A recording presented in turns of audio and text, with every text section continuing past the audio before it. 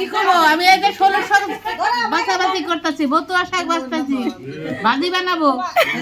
বিয়ে হচ্ছে হ্যাঁ, হ্যাপি নিউ ইয়ার বিয়ার। নতুন বছরে নতুন আয়োজন।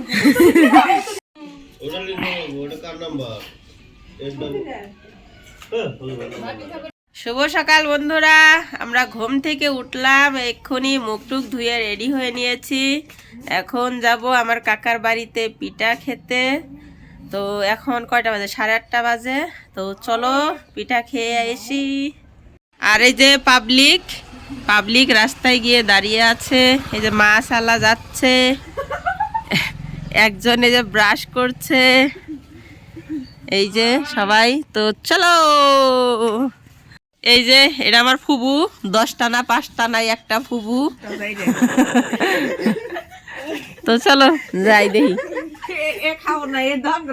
আঙ্গরে না দিয়ে এই যে পিঠা খাবার হইছে না, কই নাই, দেখলাম আইসাল পারে বইয়া বইয়া খাইলো।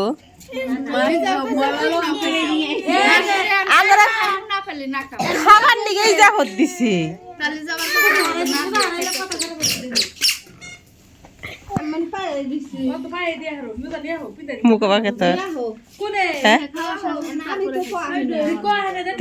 বাড়ির মানুষ তো তাই। সকালে তো গিয়েছিলাম কাকার বাড়িতে, ওই বাড়ি থেকে আবার চলে আসছি। এসে কিন্তু এই যে বাড়িতে চা বানিয়ে আর কি খাচ্ছে। এটা কিন্তু আমার মায়ের বাড়ি। তো আমার কাকা তো বোনও এসেছে। তো এখন সবাই মিলে কিন্তু হেসেল বারে বসে বসে কিন্তু চা খাওয়া হচ্ছে চিড়া ভেজে। এখন আবার ওই যে কাকার বাড়িতে চলে আসলাম। এসে এই যে মরিচ দিয়ে ধনে পাতা দিয়ে আর কি বাসি ভাত ছিল সেটা মাখিয়েছে শুটকি ভর্তা দিয়ে। তো ওটাই সবাই মিলে আর কি ভাগাভাগি করে খাচ্ছিলাম। আর সবাই অনেক অনেক গল্প করা হচ্ছিল। আমার বড় বোনের আর কি হাজব্যান্ড দেখো আমাকে দেখে হাসছে যে বাড়িতে এত ইউটিউবার হয়ে গেছে। তো এই যে আমার হাজব্যান্ডও বলছিল যে হ্যাঁ, ইউটিউবার তো লাগবে বাড়িতে, 2-1টা না হলে হয় না।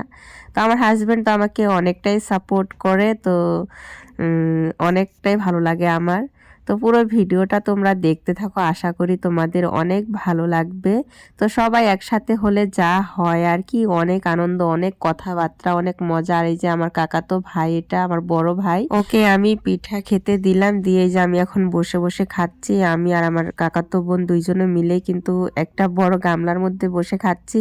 তোমরা হয়তো ভাববে যে আমরা অনেক আর কি খাচ্ছি, কিন্তু নাই, গামলার মধ্যে মাখা হয়েছিল, সবাই মিলে আর কি অল্প অল্প করে খাওয়া হচ্ছিল, ভাগেই পড়ছিল না আর কি, এরকম অবস্থা হয়ে গেছিল।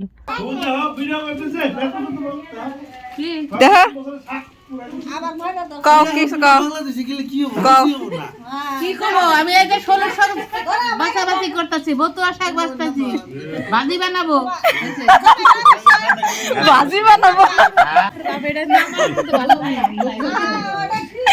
সর্ষের শাকই করতেছি, ভাজি বানাবো।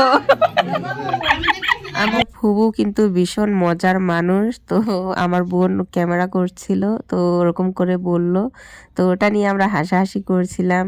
তো এই যে দেখো আমার মেয়ে কিন্তু আমার হাজবেন্ডের কোলে বসে আছে, মানে ওর বাবার কোলে। বিয়ে হচ্ছে হ্যাঁ, হ্যাপি নিউ ইয়ার বিয়ার। নতুন বছরে নতুন আয়োজন।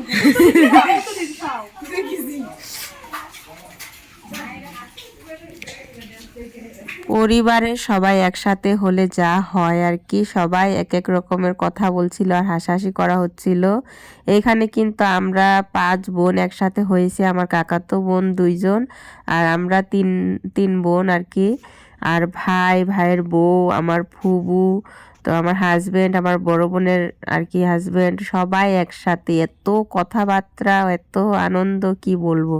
তো ওখান থেকে চলে আসছি, এসে যে রাস্তার দিকে বসে আছে আমার মায়ের বাড়ির সামনে আর কি রাস্তাতে। তো অনেকেই আর কি অনেক কথাবার্তা বলা হচ্ছিল। এই যে দেখো আমার বোনও বসে আছে, আর ওইটা আমাদের দোকান বাড়ির। তো ওটাই আর কি তোমাদের সাথেও আর কি একটু শেয়ার করলাম। আর এই দেখো এই রাস্তাতেও আবার মানে টোটো আসে। তো তো ওখান দিয়েই যাচ্ছিল আর রাস্তাতে বসেছিলাম বলে আর কি আমি বললাম যে চলো রাস্তা থেকে ওঠো, ওরা বললো যে না রাস্তাতে ভালো লাগছে, বাড়িতে আর ভালো লাগছে না।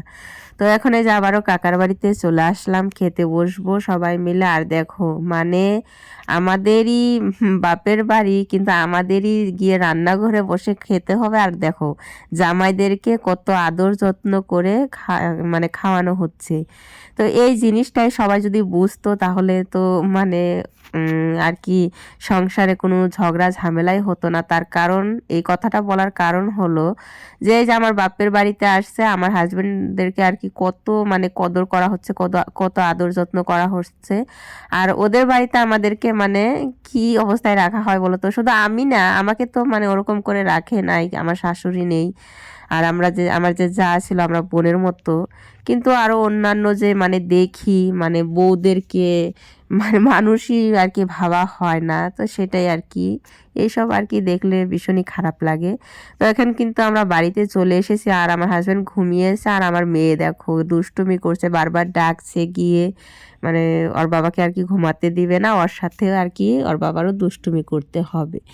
তো এরকম করছিল, আমিও শুয়েছিলাম, আমার ভালো লাগছিল না যেহেতু ঠান্ডা লেগেছে। এখন এই যে রাত্রেবেলা একটু ডিম ভাজি করে নিচ্ছি আর ভাত আর আলু সেদ্ধ, মানে আলু সেদ্ধটা মাখা হয়নি, ওটা মাখবো। আর ডিম ভাজা, বাচ্চারা আর কি ভাত মানে ভালো করে আজকে খেতেই পারলো না, তার কারণ শুকনো শুকনো ভাত তো আর খেতে পারে না। একটু ডালও বানালাম না, একদম শরীরটা আর কি ভালো লাগছে না, একটু শুয়ে পড়লে হয়তো ভালো লাগতো। তো কিছু করার নেই, আজকে একটু কষ্ট করেই খাক। পানি খাও, ওই যে পানি নিয়ে হানাকু পানি।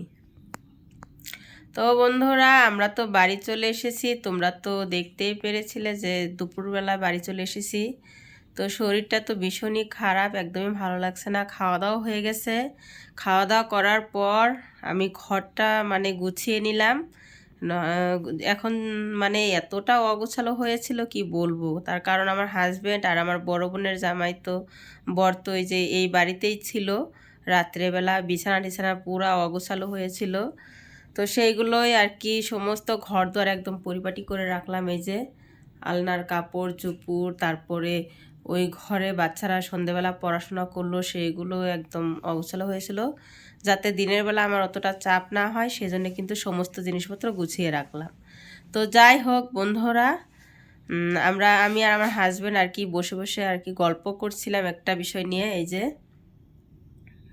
তো ওরও কিন্তু খাওয়া দাওয়া হয়ে গেছে, আর খাওয়া দাওয়া করার পরই আর কি একটা বিষয় নিয়ে গল্প করছিলাম। তো কী নিয়ে আলোচনা করছিলাম তোমরা কালকের ব্লগে দেখতে পারবে।